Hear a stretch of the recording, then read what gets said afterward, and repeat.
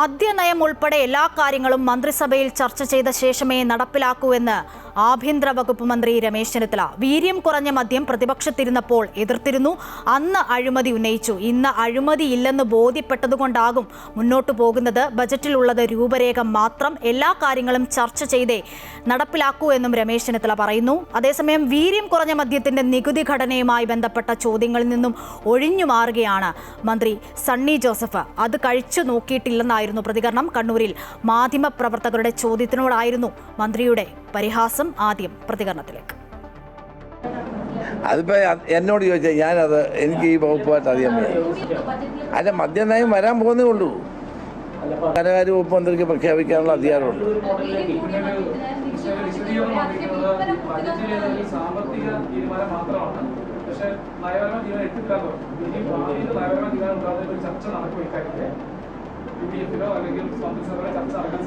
അല്ല, അത് മദ്യനയം തീരുമാനിക്കുന്നത് മന്ത്രിസഭയല്ലേ. വീര്യം കുറഞ്ഞ മദ്യവുമായി ബന്ധപ്പെട്ടൊരു നികുതി ഘടന വന്നു പുതിയ. അത് ഞാൻ കഴിച്ചു നോക്കിയിട്ടില്ല. കോൺഗ്രസ് അറിഞ്ഞുകൊണ്ടാണ് ഈ ഘടനയ്ക്ക്.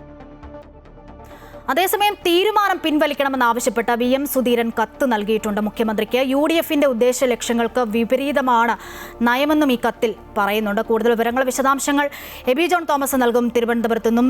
എബി, കഴിഞ്ഞ സർക്കാരിന്റെ കാലത്ത് ഭേദഗതി വന്നുവെങ്കിലും നികുതി ഘടന നിശ്ചയിച്ചിരുന്നില്ല. ഈ ധനവകുപ്പിന്റെ കടുംപിടുത്തമെന്നാണ് പറയുന്നത്. പക്ഷേ VD സതീശന്റെ ബജറ്റിലെ പ്രഖ്യാപനം ഏകപക്ഷീയമെന്ന് മുതിർന്ന നേതാക്കളിൽ തന്നെ വിമർശനം ഇതിനോടകം തന്നെ ഉയരുന്നുണ്ട്. എക്സൈസ് മന്ത്രിയുടെ ഭാഗത്തു നിന്നും അങ്ങനെ ഒരു സൂചന ഇന്നലെയൊക്കെ ഉണ്ടായിരുന്നു. ഈ UDF പ്രകടന പത്രികയ്ക്ക് വിപരീതമായി കാര്യങ്ങൾ പോകുന്നോ, തിരുത്തേണ്ടി വരുമോ മുഖ്യമന്ത്രിക്ക് എന്നുള്ളതാണ് ചോദ്യം.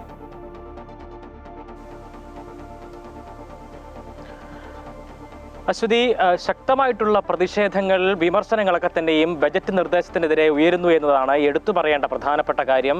ബജറ്റിൽ പ്രഖ്യാപിച്ചിരിക്കുന്ന മദ്യനയം ഉൾപ്പെടെയുള്ള കാര്യങ്ങൾ, ഒപ്പം തന്നെ കരിമണൽ ഖനനത്തിന് സൗകര്യമൊരുക്കുന്ന ചില നിർദ്ദേശങ്ങൾ, ഇതിന് രണ്ടിനുമെതിരെയാണ് വലിയ രീതിയിലുള്ള വിമർശനവും പ്രതിഷേധവും കോൺഗ്രസിനുള്ളിൽ നിന്ന് തന്നെ ഉയർന്നു വരുന്നത്. ഇപ്പോൾ ഏറ്റവും അവസാനമായി ഈ വിഷയത്തിൽ തന്റെ വിയോജിപ്പ്, പ്രതിഷേധമൊക്കെ തന്നെ അറിയിച്ച് രംഗത്ത് വന്നിരിക്കുന്നത് മുതിർന്ന നേതാവായിട്ടുള്ള VM സുധീരനാണ്.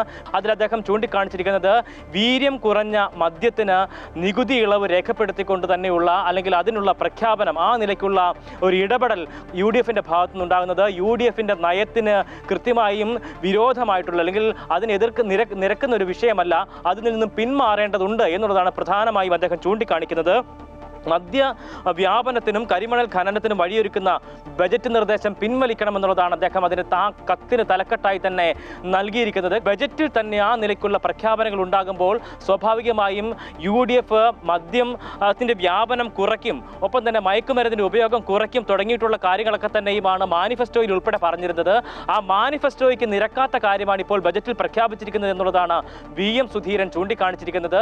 എക്സൈസ് വകുപ്പ് അതൊരു തീരുമാനം, അങ്ങനെയൊരു തീരുമാനം ഞങ്ങൾ എടുത്തിട്ടില്ല. അതൊരു നയത്തിന്റെ ഭാഗമാണ്, സർക്കാരിന്റെ നയത്തിന്റെ ഭാഗമാണ്. സ്വാഭാവികമായും അത് ക്യാബിനറ്റ് കൂടി തീരുമാനിക്കേണ്ടതാണ്. നയമാണെങ്കിൽ എക്സൈസ് വകുപ്പാണ് അങ്ങനെയുള്ള നിർദ്ദേശങ്ങൾ മുന്നോട്ട് വെക്കുകയും അതനുസരിച്ച് തീരുമാനങ്ങൾ പ്രഖ്യാപിക്കുകയും ചെയ്യേണ്ടത്. പക്ഷേ എക്സൈസ് വകുപ്പിനോട് പോലും കൂടിയാലോചിക്കാതെയാണ് അത്തരത്തിലൊരു തീരുമാനത്തിലേക്ക് മുഖ്യമന്ത്രി, ധനവകുപ്പ് കൈകാര്യം ചെയ്യുന്ന മുഖ്യമന്ത്രി എത്തിയത് എന്നുള്ളത് കഴിഞ്ഞ ദിവസത്തെ എക്സൈസ് മന്ത്രിയുടെ പ്രതികരണത്തിൽ നിന്നും വ്യക്തമായിരുന്നു. അങ്ങനെ ആ ഒരു വിയോജിപ്പ് നിലനിൽക്കുന്ന ഘട്ടത്തിലാണ് ഇന്നിപ്പോൾ ആഭ്യന്തരമന്ത്രി സമാനമായ രീതിയിലുള്ള പ്രതികരണം നടത്തിയിരിക്കുന്നത് എന്നുള്ളതാണ്.